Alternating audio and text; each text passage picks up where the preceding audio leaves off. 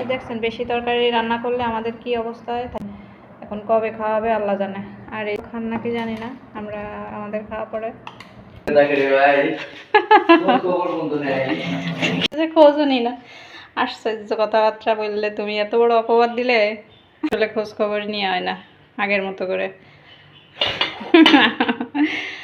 যাই হোক, আসসালামু আলাইকুম প্রিয় গাই, সবাই কেমন আছেন? আশা করি আলহামদুলিল্লাহ অনেক ভালো আছেন সবাই। আমিও আপনাদের দয়ায় আলহামদুলিল্লাহ ভালোই আছি। এই তো মালয়েশিয়া থেকে বলতেছি, শিউলি ব্লগার। তো আসলে আজকে এখন রাত মালয়েশিয়া প্রায় 2টো বাজতে গেছে। তো এখন রান্না করবো, একটু আপনাদের সাথে রান্না শেয়ার করবো। আশা করি আপনাদের ভালোই লাগবে। ভাবছেন রাত্রে কেন রান্না করবো, আপনাদের ভাই এখনও আসেনি, একটু পরেই চলে আসবে। তো এখন ওকে ফোন দিচ্ছি যে রান্না করবো, তা বললো আচ্ছা রান্না করো। তো তার আগে একটু রাতের মালয়েশিয়া একটু দেখায় আপনাদের কী অবস্থা বাড়ি, আমি একটু দেখি।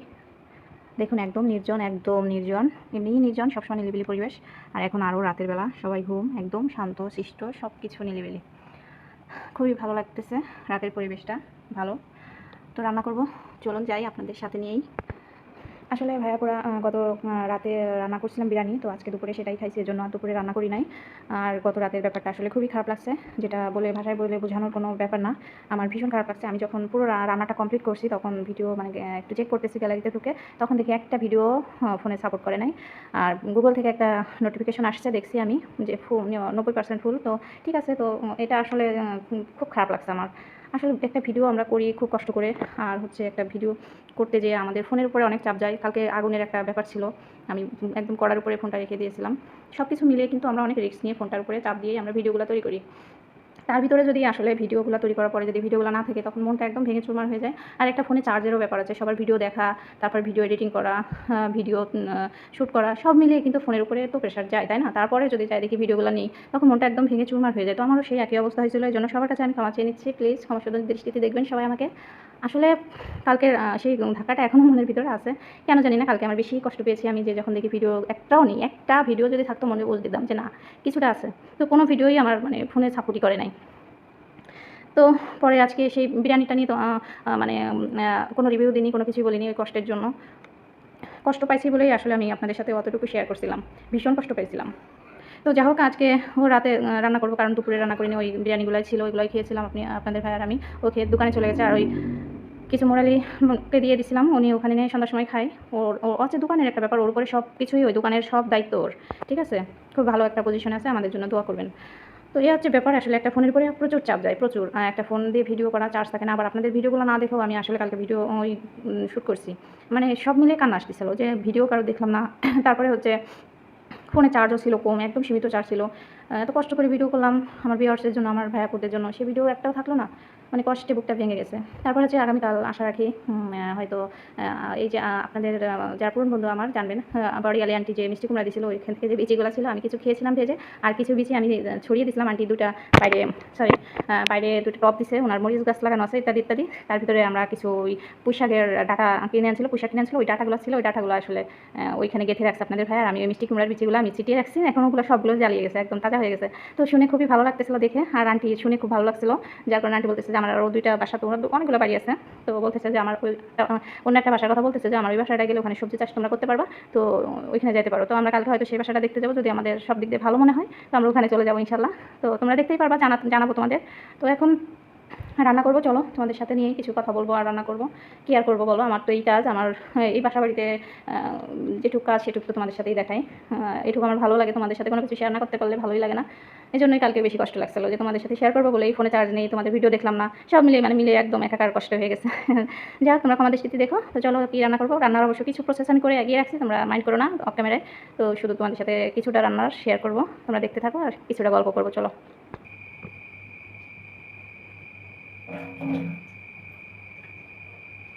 তো এই যে হচ্ছে গরুর গোশ, আমি 3বার ধুয়ে দিয়েছি গরুর গোশটা। ধুয়ে আমি রেডি করে রাখছিলাম, ভিজিয়ে রাখছিলাম, তারপরে গোশটা রান্না করবো। আসলে একটু বেশি করে রান্না করে ফ্রিজে আমি ডিপে রেখে দেবো, কারণ মাঝে মাঝে দেখা গেলো শরীর মন দুটোই ভালো থাকে না, তো রান্না করতে ইচ্ছা করে না। তো আমি ভাবলাম যে একটু বেশি করে রান্না করে রাখি, এই জন্য আসলে বেশি করে রান্না করে রাখতেছি। তো আমি বসিয়ে দেবো, তারপরে আস্তে আস্তে সব মশলা দিয়ে দেবো, তোমরা সঙ্গেই থাকো।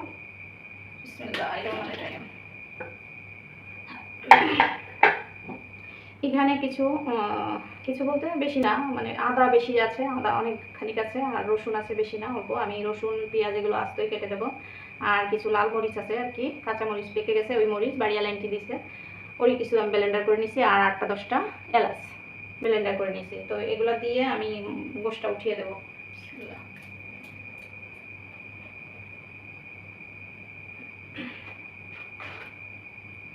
এক দুটো ফুল দিয়ে দেবো, দুটা দিয়ে দেবো, একটা লং দিয়ে দেবো,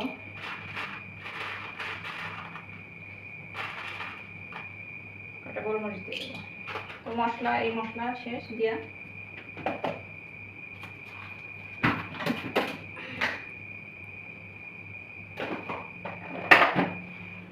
এখন আমি জালটা ধরিয়ে দেবো।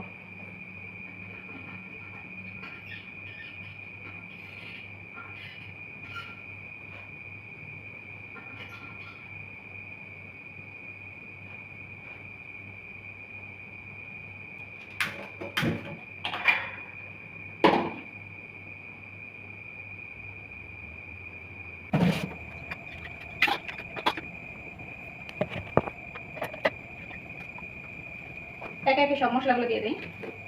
হলুদ গুঁড়া, মরিচ গুঁড়া, জিরে গুঁড়া, ধনে গুঁড়া, এখানে ধনিয়া জিরা দিয়ে দিলাম, হলুদটা দিয়ে দেবো,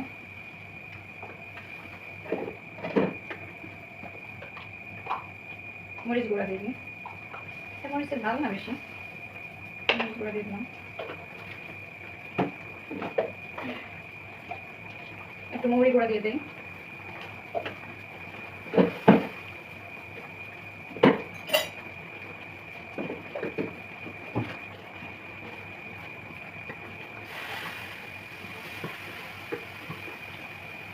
সয়াবিন তেল,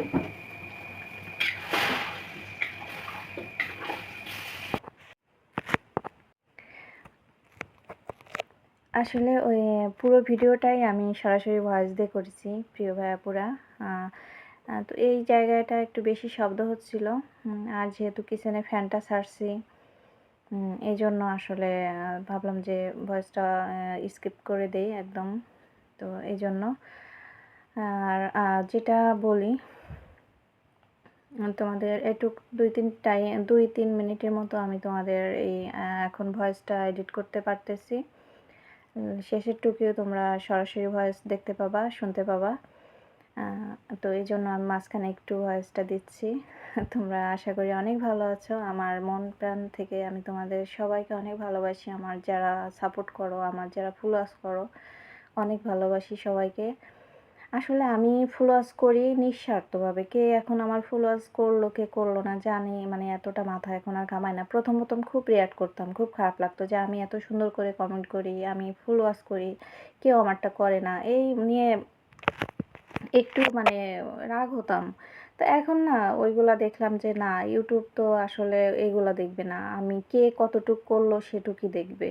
তো আমি যদি ভালো কিছু দেখাই ইউটিউবকে, আমি যদি ইউটিউবে লাইক কমেন্ট সব কিছু যদি পারফেক্টলি সব ভিডিওতে যে করি, তো এতে ইউটিউব আমাকে দেখতেছে, তো এর রেজাল্টও আমি ভালো পাবো। আমি যদি পরীক্ষার খাতায় ভালো লিখি, তো সেই রেজাল্টটা তো আমিই পাবো।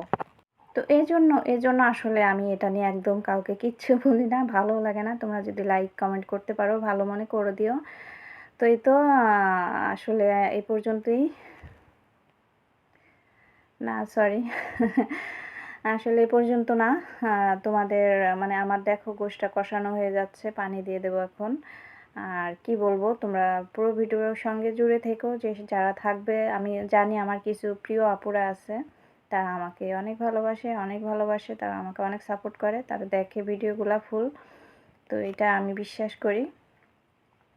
আর আজকেও ফোনে চার্জ ছিল না, ভিডিও করতেছি, তারপরে ফোনে চার্জ দিয়ে 19% চার্জ দিয়ে আবার নিয়ে আসি। তোমরা শুনতে পাবা, দেখতে পাবা। আর ভিডিওর ভিতরে তোমাদের বলছিলাম যে আজকে আমি নতুন বাসা দেখতে যাব বাড়িয়াল আন্টির সঙ্গে। হ্যাঁ, বাড়িয়ালি আন্টির সঙ্গে দেখতে গিয়েছিলাম। সব কিছু তোমরা কালকের ভিডিওতে পাবা, আজকে আর পাবা না। এই পর্যন্ত ভয়েসটা থাকো। আরে প্রিয় ভিউয়ার্স, কি বলবো আপুরা ভাইয়েরা, বলার মতো কিছু নাই। বাসা ফোনে চার্জ ছিল না, ফোন রাইখে তারপরে দেখো গোশ রান্না হয়ে গেছে, কষার পানিটা আনছে, তারপরে হচ্ছে আবার একটু পানি দিছি, একটা আলু ছিল, তোমাদের ভাইয়া ঝোল ছিল, সে আলুটা দিছি। এই মাত্র ফ্যান অফ করলাম চুলার, মানে কিচেনের যে ফ্যানটা চলে। আমার পরিবার তোমাদের সাথে যে ফোন 19% ফোন চার্জ হয়েছে, বুঝছো প্রিয় আপুরা ভাইয়ারা, মাত্র 19% চার্জ হয়েছে। আবার ফোনটা নিয়ে আসলাম, তোমাদের ভাইয়া মাত্র আসছে। এই তো থাকো সঙ্গে, দেখি কতটুকু আর করতে পারি ভিডিও। তো দেখেন এই যে আমার সব কিছু মোটামুটি গোছগাছ করা শেষ। সব গোছগাছ করা শেষ। কাকা বউ ইউটিউব করে ভাই আমার একটু বলেন। বা গো ইউটিউবওয়ালা বউ নিয়ে সারাদিন ইউটিউবে পড়ে থাকে রে ভাই, খবর বন্ধু নেই। কি কলো যে খোঁজ খবর ইউটিউব করতে যে খোঁজও নি না। আশ্চর্য কথাবার্তা বললে তুমি, এত বড় অপবাদ দিলে। এটা কিন্তু মিথ্যে বলিনি, পুরো ইউটিউব করতে যে আসলে খোঁজ খবর নিয়ে হয় না আগের মতো করে। যাই হোক, ভালো থাকেন। আগামীকালকে দেখি কি ভিডিও করি, সেটা শেয়ার করবো ইনশাল্লাহ। একটু খাবারের ভিডিও করি প্রিয় ভিউয়ার্স। দেখেন আমরা যে সময় তাড়াহুড়ো করে থাকি সেই সময় যে আস্তে আস্তে ধনেপাতা, পেঁয়াজ, মরিচ এভাবে সালাদের মতো খাই। এই যে গরম ভাত নাও, ভাতটা পারো। আর এই যে গোশ, দেখেন ইলিশ মাছের সেই লতির তরকারি এখনও রয়েছে শুধু শুধু। দেখছেন বেশি তরকারি রান্না করলে আমাদের কি অবস্থা হয়, থাইকে যায়, ওটা খাওয়া হয় না। পরশু দিনকে রান্না করছি রাত্রে, পরশু দিন না কালকেই তো রান্না করলাম।